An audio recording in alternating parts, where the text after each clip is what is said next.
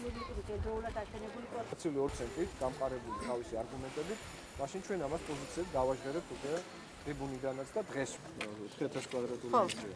აი ახლა უყურე სახში აღმოჩნდა 2008 წლიდან ვაკეთებ. და რამდენი განისაზღვრა? აი უყურეთ რამდენია. 2 თვის შემდეგ. 3964 კვადრატული მეტრი. თავისი მოცულობით და ყველა.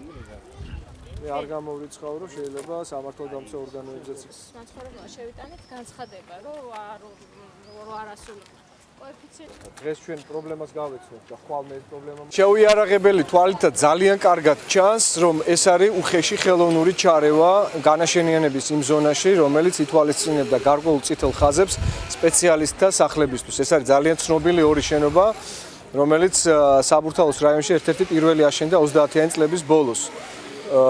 პირველი корпуსი და მეორე корпуსი. ეს არის შარდავა 18-ა.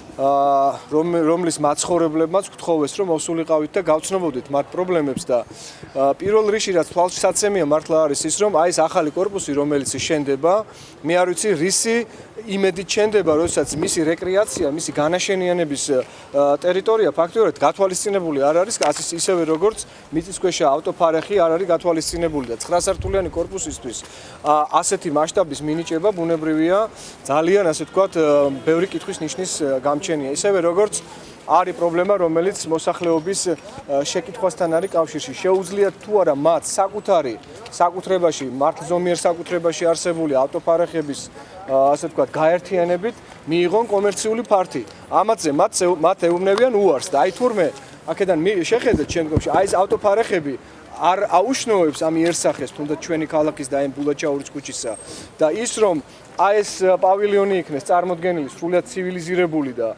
სრულიად მოწესრიგებული, ეს თურმე აუშნოებს და ამახინჯებს. აი ესეთ სრულიად გაუგებარ თვითნებობასთან გვაქვს საქმე თბილისის მერიის მესვეორების მხრიდან, რაც გრძელდება ძალიან დიდი ხანია და მე ვკვირდები ამ ეზოს მაცხოვრებლებს, რომ თუნდაც აი ამ корпуსის მშენებლობის დაწყების მართლზომიერებასთან დაკავშირებით, აი ამ რევიზიონისტული პოლიტიკის ფარგლებში აუცილებლად მექნება ჩემი დასკვნა წარმოდგენილი.